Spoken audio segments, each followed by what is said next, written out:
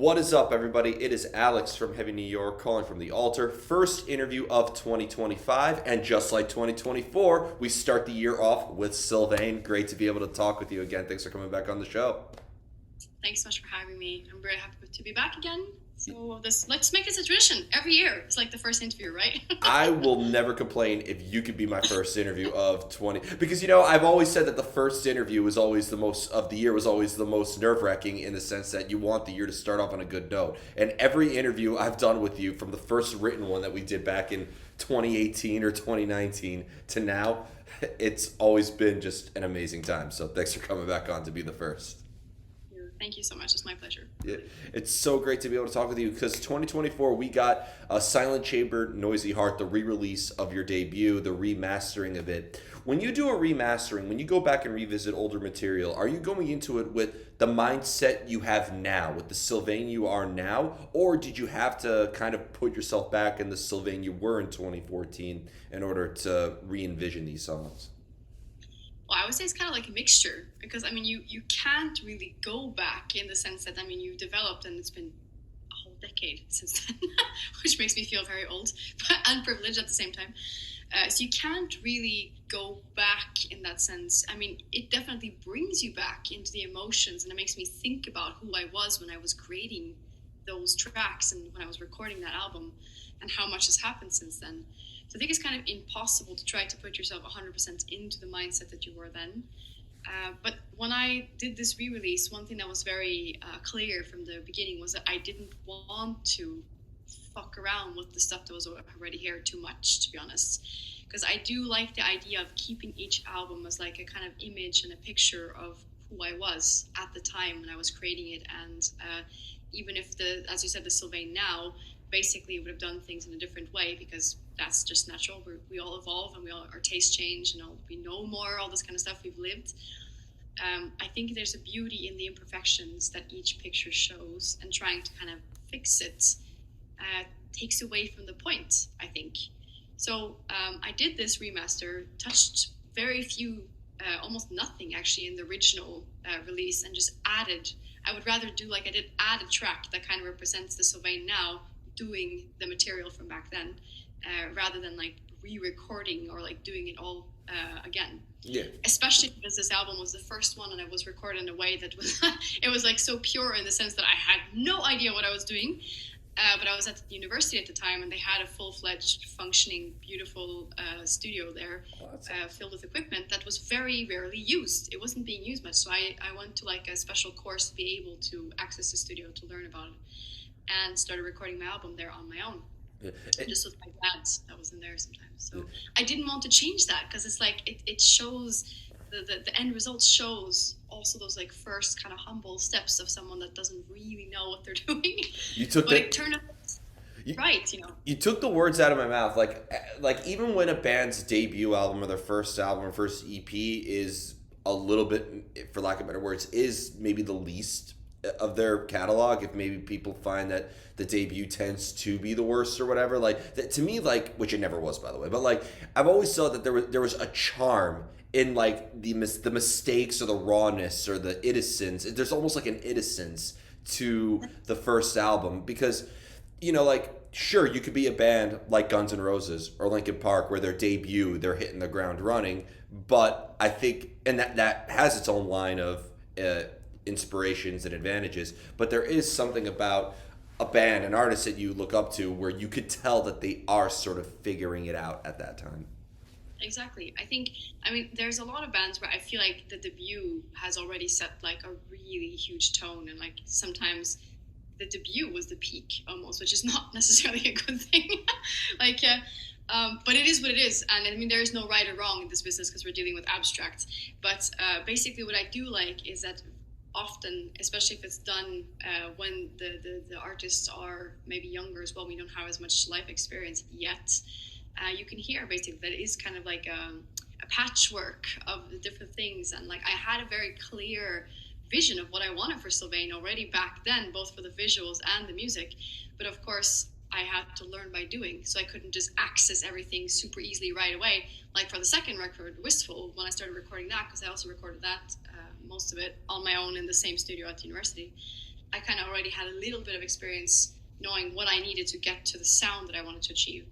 So just, I don't know, there's a charm in that. And, sometimes when you listen back to stuff, it can be hard to accept, like, oh, I wouldn't do it like that now if I could have just insert random something.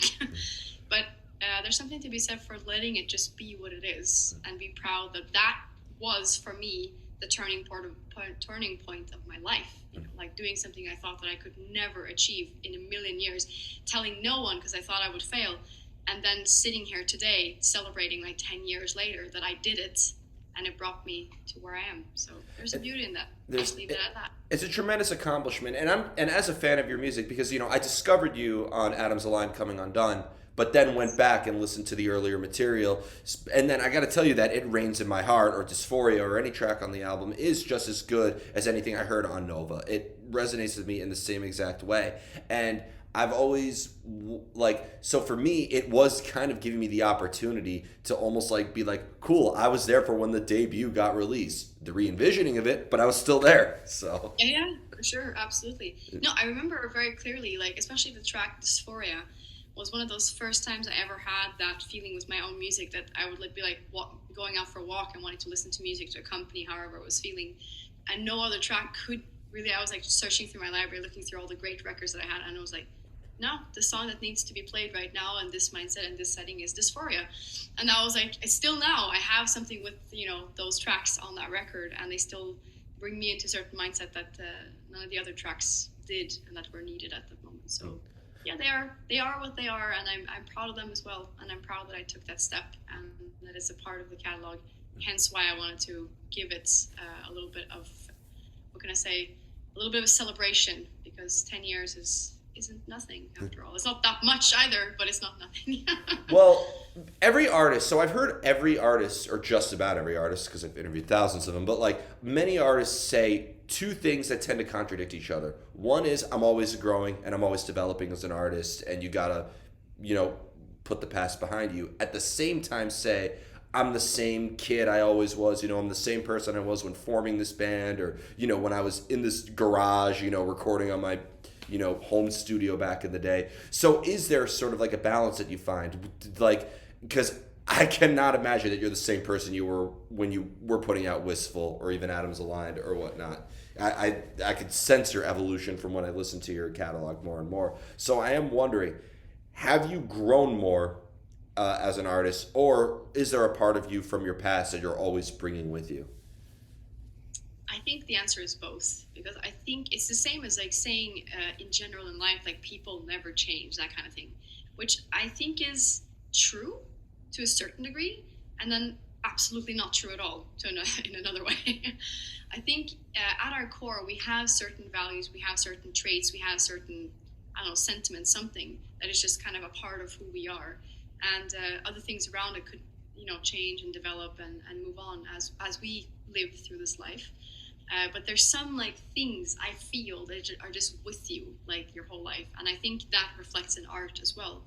For me, for example, in Sylvaine, I know that this kind of spiritual apex, a spiritual connection, will probably always be at the center of my artistic outputs in Sylvaine, at least, because it's something that is, what can I say, it's been with me my whole life, and it's something that doesn't seem to be leaving. It seems to be getting more and more important. So that I feel like it's coloring a bit the sound of my project. For example, this thing of wanting to work with duality and like the putting opposing forces up against each other and see how far can we push this and still kind of create some sort of balance in the imbalance. So I do think that it's inevitable as human beings, we evolve. Like whether we like it or not, we are evolving, because the only constant is change, right, in our lives, and that includes ourselves. Yeah. And I mean, people to a bigger or less degree, of course. So as an artist, you're forced to change. And I think where people can go wrong is if they try to hang on to the past too much. Because if you do that, I feel like it very often becomes inauthentic, because you are no longer that person you were 10 years ago. Thank you for saying that. Yeah, I think so. And I think that's why sometimes it disturbs me when you hear bands that are trying to, from the outside, I should be careful saying that because you never know, but from the outside, it feels like they're trying to release the same album that did well, like, many years ago. Well, I don't I don't think that that's necessarily an issue. Like, I don't think Cannibal Corpse needs to change their sound anytime soon or anything like that. But I agree in a sense with like nostalgia or holding on to the past and it comes in authentic. First of all, I think it's not just in music, but I think in the industry as well. It's very present. And it's like that a lot, and not just in the music world, but in a lot of different industries and a lot of different. So you couldn't be more right. I think when somebody tries to bring back the rock and roll or bring back the, like, it is the most inauthentic thing I have ever seen in my life.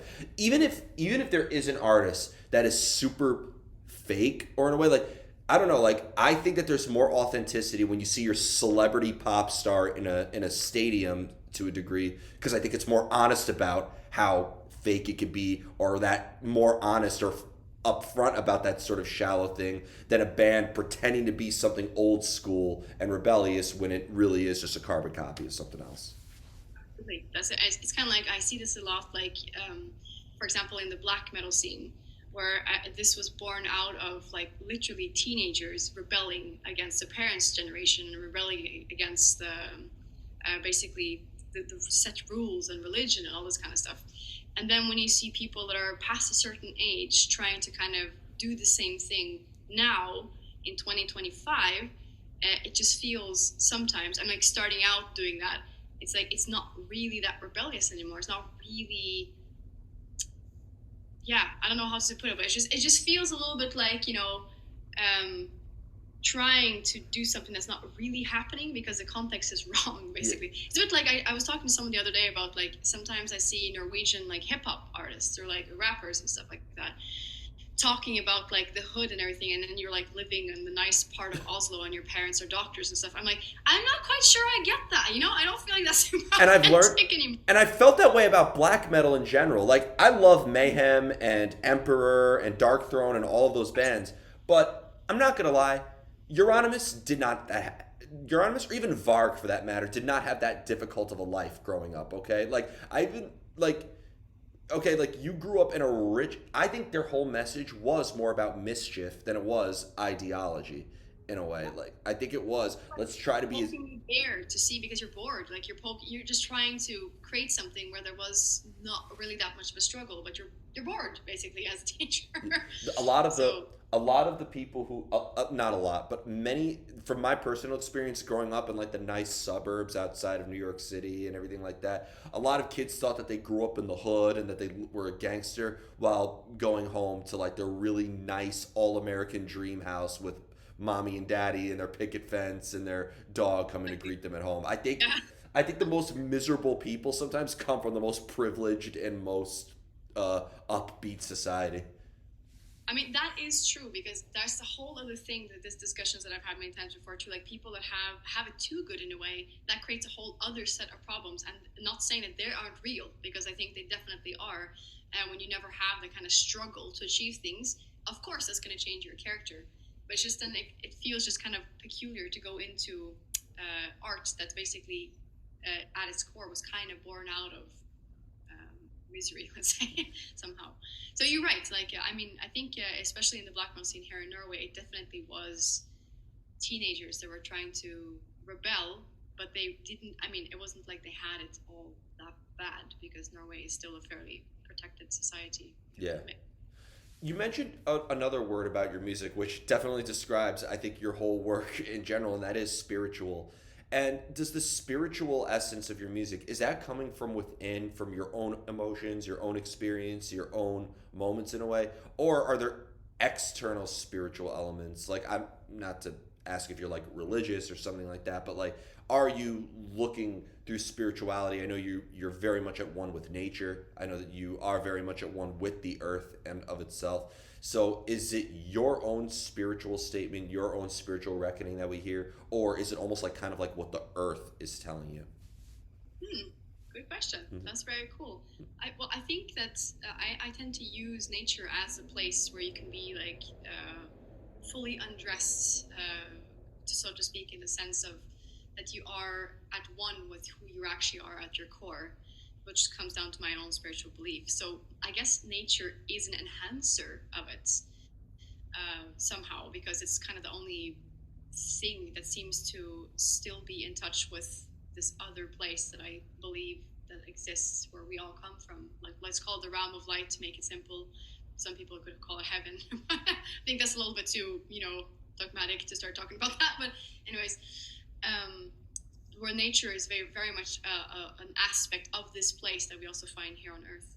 So for me, spirituality is a super personal thing. Like, it's not something that necessarily should be practiced in, what can I say, like in a set framework. This is why I have a little bit of an issue with organized religion, like, the world religions like Christianity or Islam or Judaism or Buddhism, Hinduism for that matter. Buddhism is probably the one that's the least problematic for me in one way, but still. But it's at the end of the day, it's a private matter, and I think it should be kept that way. When we start mixing it into society and into politics and stuff like that, it becomes a big problem, because basically there's no one truth that fits all.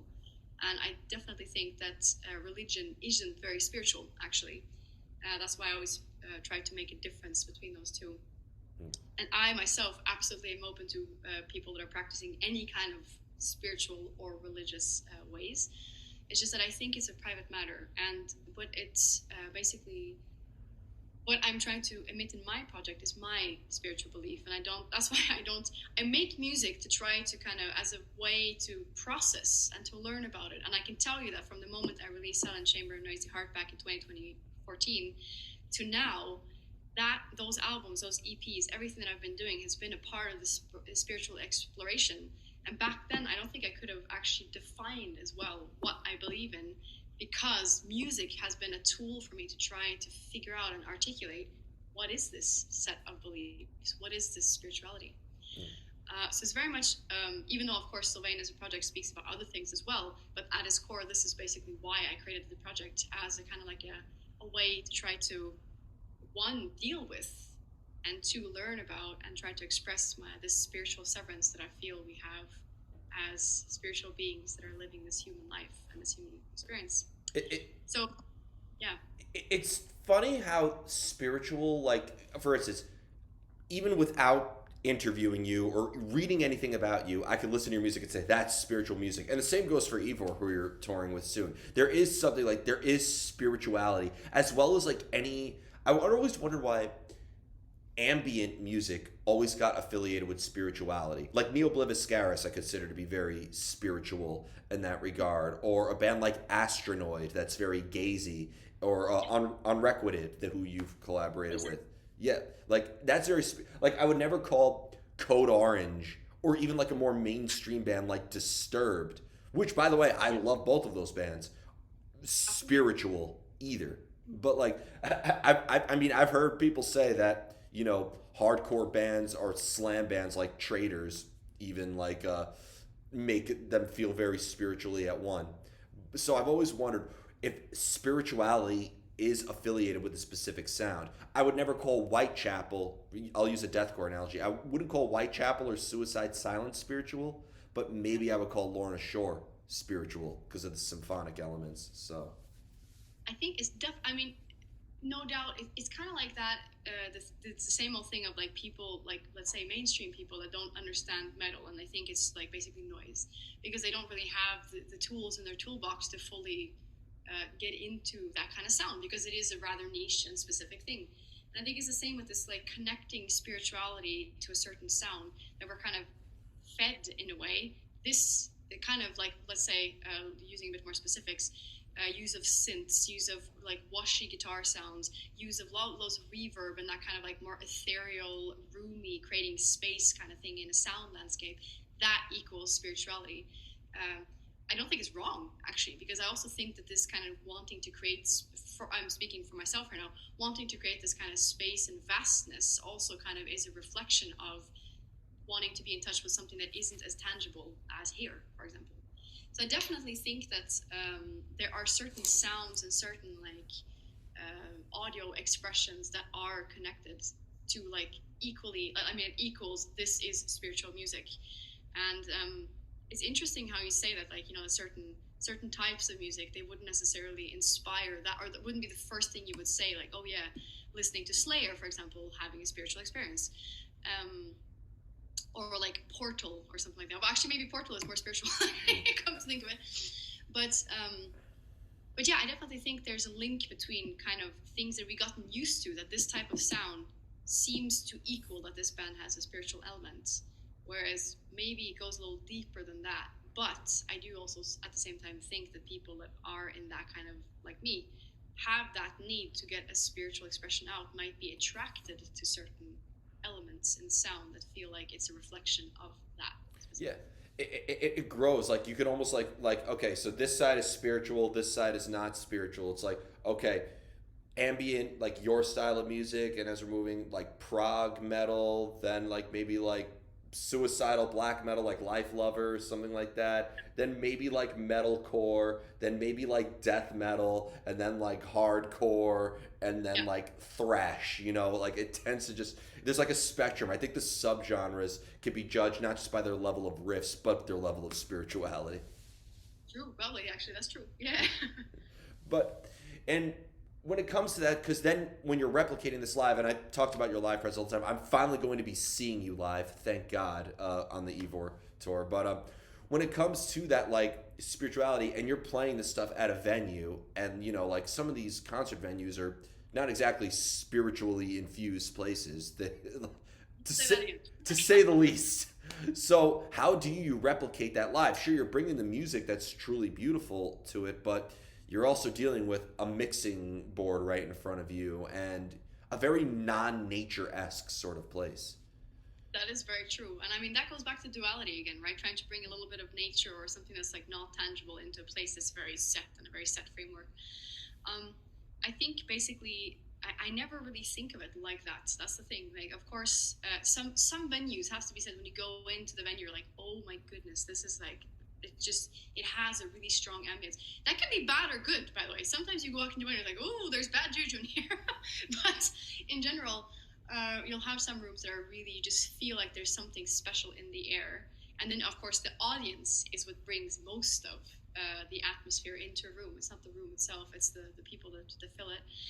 Um, but I think every show I do, if it's alone, like it will be now on the Iva tour, or if it's with my band, it's always about the same. Like everything comes from within. So it starts there. It starts there, like the spiritual aspect, all the emotions come from there, and then of course it turns into a dialogue with the audience. So it really depends on tapping into that. Sometimes it's easier than not, depending on how the audience receives it, and depending on what kind of communication, if they start communicating back. But like here in Norway, for example, in Scandinavia, we're known for having an audience that's very like cold, non-communicative. Like they won't move much, they won't give much back to the artists, and sometimes that can feel like it turns into a monologue rather than a dialogue between you and on stage and the people off stage. So I would say that actually that spiritual aspect comes from the connection with the people, And, because in the end that's like the most important thing in our lives, right? Is our connections with others, because if we walk the path of life alone, does it really mean that much? and So I think that's where it lies. the experience too. It could completely. You could play the same venue every day for a week straight, and it's not going to be the same thing. I'm pretty sure that the even something as simple as like turnout. You play on a Tuesday or a Wednesday, it's going to be different than when you play on a Friday or a Saturday. It's all of those Yep. mitigating factors. It's like the spiritual side, the ambiance of it, combined with like the industry, like sort of behind the scenes business side of it, combined with the artistic vision. I feel like it's like multiple. I feel like a concert is multiple worlds that do not go together, being forced to kind of work together to create some type of experience. Absolutely, 100%. And in addition to that, you also have the human aspect of how are the people that are involved in this doing today?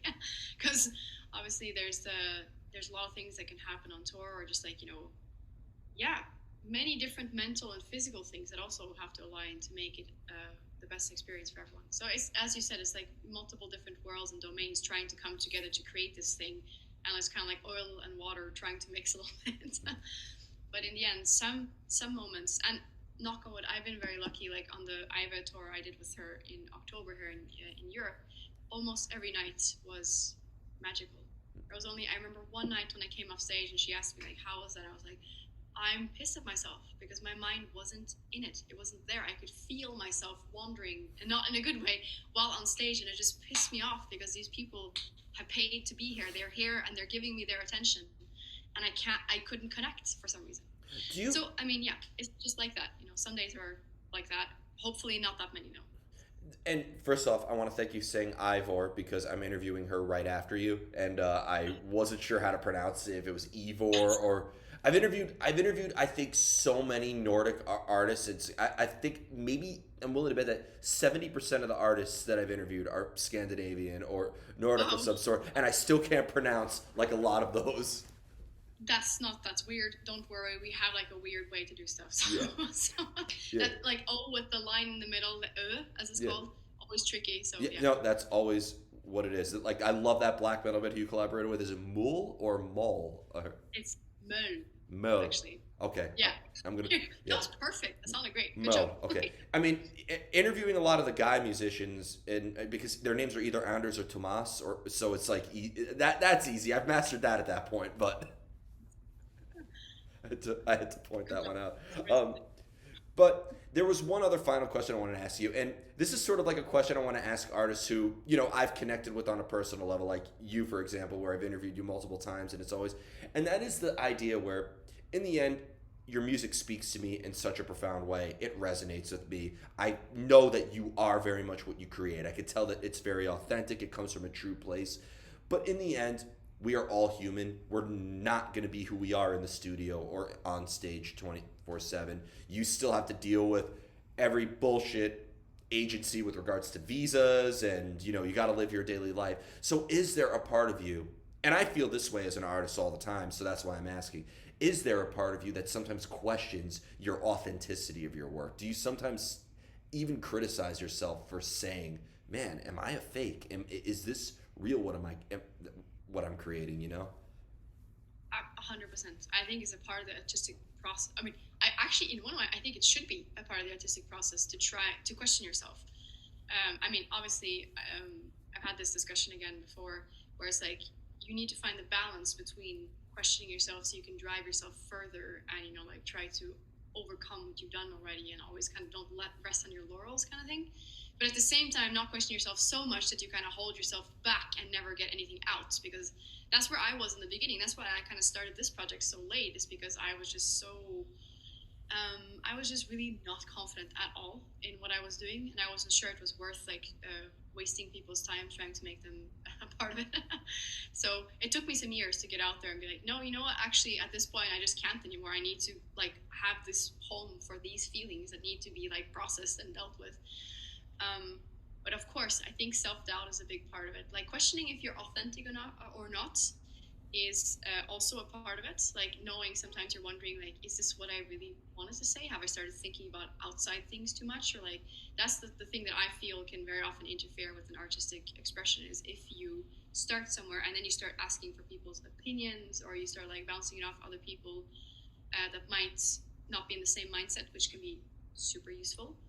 But in general, I like to tell people that are in whatever artistic expression, be it visual or audio or written, that I think it's really important to try to just keep it like a stream of consciousness and work through it yourself, not involving too many others. Like there will always be someone that you trust and you know that they know you and your vision, and they can kind of like be a voice of reason, but otherwise not to care too much about the outside world when you're creating. When you're performing, that's a whole different story. The only reason you're there is for the people that are there to see you. But when you're writing or when you're creating, it's inevitably an extremely introverted, selfish process, as I think it should be. And I mean, that works also if it's like a band. If you're 4 or 5 people writing together, it's still about trying to create something that feels right in that room with those people, rather than asking your friend, like, does that sound cool? Yeah. So I think it's really important to try to keep it very introvert, and that's a good way of kind of staying in line with if it's authentic or not. Yeah. And also questioning yourself is important, not just to, for example, let's say you write 6 songs and you're like, okay, this is an album. Not necessarily. Like, you have to give it a bit of time. You have to live with it for a while and know, like, is this the story you want to tell? Does this one song that you have a little doubt about actually belong in here? Like I had that with Nova, for example, with this track called Dissolution, that was written in the same time frame, and I really liked the track and I liked what it was saying and everything, but it just did not feel like a part of the whole story that this record was telling. So I decided, okay, I'm going to release it, but as a bonus thing because it doesn't feel like it's really at home among the other songs. So yeah, I think definitely I've also gone through that a lot, and I just I'm not saying that I'm an expert in anything that I do. I just know that a way for me so far has to keep authentic and keep kind of true to what I wanted to say when I set out writing a record or a song or an EP or whatever, has been to keep it very close to my chest and kind of like not showing people until the record is actually done. So usually when I'm in the demo process or writing stuff, I don't really show my songs to anyone except for the people that are involved in the process. And, and So and it ties back to what we talked about earlier too, because you want to be authentic, but some people confuse growth with inauthenticity, which is really like people want to say this band sold out, but like, or some band sold out, which is such an old thing, and I think that argument died a long fucking time ago. really, But absolutely 100%. Yeah. but That, there is times where maybe you could tell that a band is trying to hop on a trend or whatever, but maybe that's what they really wanted to create at that time. Like that's it. one of the Yeah. big trends I notice in metal now is a lot of metalcore bands, old school metalcore bands, are going very pop punk right now, and Yeah. and part of me wonders, do they really want to do that? Do they really want to be as poppy as they are? But you know what? They seem very proud of the work that they create when I interviewed about them. So who am I to like say that that's inauthentic? And Yeah. so, is there a part of you that's sometimes feeling like your growth is almost confronting or in conflict with the authenticity? Absolutely. That's like such a great point that you brought out there because I found myself saying similar, not like, sold out because I totally think that that's the thing of the past and we're like, we know better now. But found myself, I can use an example. I love Smashing Pumpkins. I think they're an amazing band. I really, Siamese Dream, fucking amazing record. Listen to their last album, which I can't even quite remember the title. It is something in Latin. Sorry for that. And I found myself thinking then, I was like, oh, it sounds like they're really trying to kind of go in a certain direction and they're like trying to hop on this kind of thing, but every now and then they kind of have to go back to what they're known for, and there's some moments that sound a bit more like the kind of old one. And then I was like, but wait, as you said, maybe that's what Billy Corgan feels like doing these days. Who am I to say that it doesn't sound like them anymore, it doesn't sound as good as before because it sounds like they're trying to whatever. So, I mean, I think every one of us has done that kind of thing with any kind of art, if it's visual, again, visual, audio, written. But in the end, I think just this kind of discussion is interesting, but it's not really the most important. The most important thing about art in general is, does it make you feel something or not? Mm. And that should be the kind of the baseline. And at the end of the day, it doesn't matter what's going on and what kind of path the artist has been on. If you feel connected to what they're putting out, that's the most important. And as you said, as a person that interviews a lot of artists, I mean, I think you can quite easily tap into the energy of someone, and you can feel straight away if it's something that's done with heart and soul, rather than if it's done like in a way to try to create something that will sell or something that like will gain them fame or whatever. I think it can be quite easy to tell. Well, the interview thing too, it's fascinating too, because the interview, like I've always said, I like to create authentic interviews, but there is also a level of professionalism. Like, sure, I would like to keep it as authentic and raw as possible, but sometimes myself or the artist will say something that isn't quite very orthodox, and you have those awkward silent moments that will just are painful to listen to back to, and you have to send this to a publicist right afterwards, which shout out to Will. But like you have to so part of me does question the authenticity of my interview. And on top of that, again, level of professionalism. I'll call myself out before anybody else calls me. I have almost 2,000 interviews on this channel right now. And I've always said with a lot of artists, this record's amazing. Come on. Do you really think every artist I've interviewed who like the album is so amazing, it hits me so hard? No, I have to listen to it and level up. I'm not going to be like, great to talk to you here. I wasn't too fond of the album, but how's the record cycle been? Like, yeah, of course. Yes. Of So, course. Well, it would be the same thing. Like if, for example, someone starts asking you in like this situation, if you were to ask me about a band that I'm like really not connected to, the professional thing would be to be like, say something along the lines of, "Oh yeah, that's a great record," or "That's a great artist," and just kind of leave it at that. Not or like you can't even say not totally my cup of tea, but it's something instead of saying, "Oh, I fucking hate it. I think it sucks. I think it sounds like trash." You can't say that, and I don't think it's necessarily. I mean, it's technically it is like a white lie. It is kind of like a slightly bit inauthentic, but it doesn't like in the big picture it doesn't really hurt anyone or anything. So yeah, you can always discuss like where the lines go, but I think in general that's probably fine and Yeah. good. We do that in everyday life too. Those white lies and stuff like, does this look good on me? Yeah, it looks great on you. Good job. Like you don't want to. As It's just as about as a, spread positivity and not necessarily be that person that's always like very blunt. as a tattoo artist, I can tell you I have to deal with that plenty of times. So Exactly. yeah, I can only imagine. yeah. Like, So oh yeah, I got stories, but I can, before we go, I want to thank you as always for coming back on the show. I'm so glad I got to start the year off with you. 2024 was a pretty uh, eye-opening year for me and pretty life-changing. So maybe starting the year off again interviewing you is only going to lead to another line of great and exciting changes. So, oh, fingers crossed. Hope so. I want that for you. So I hope it will be a good year in general, yeah, but like with a little bit of healthy growth as well. yeah. Well, I think in the end we just have to go with it. In the end, the next day is going to come whether you like it or not. Best be prepared. Is there just That is anything else that you'd like to promote with the Ivor Tour and you coming up? I'm finally going to see you. I'll see you in the Music Hall of Williamsburg. A beautiful venue, too, by the way. Is there just anything else that you would like to promote with Silent Chamber Noisy Heart re release? When can we expect a follow up to Nova, if you're allowed to say? Yeah, well, I mean, it's my project to do what I want. Yeah. Basically, I'm working on that, and the idea is to try to finish that in not too long. Actually, like what I have written for this album thus far, I am actually really excited about, and I'm not the person that's the nicest with myself. So usually, I'm kind of surprised actually that I have these songs ready and I have lived with them for some months now, and I'm really proud of them. So I'm gonna say that basically it's gonna be not too long, and it's gonna be a full album, not an EP. And we're definitely looking more back into the sounds that Nova had versus the EP that I released. That was a separate thing. But the EP has definitely inspired me. The Norwegian folk music thing and the recording process has inspired me for that fifth album. Um, but yeah, it'll be something different. Same, but different, right? Something like that. Well, I mean, when I first heard "Nowhere, Still Somewhere" for the first time, I told you that, and that song made the freaking that turned the hair on my arms into spears. Like it so, and as well as I closed my eyes so I could see. I mean, I think that I think is my favorite Sylvain song ever. So That's so cool. Well, I won't spoil too much, but I will say that I shall play that for you in New York, just so you know. please, please, thank you so much.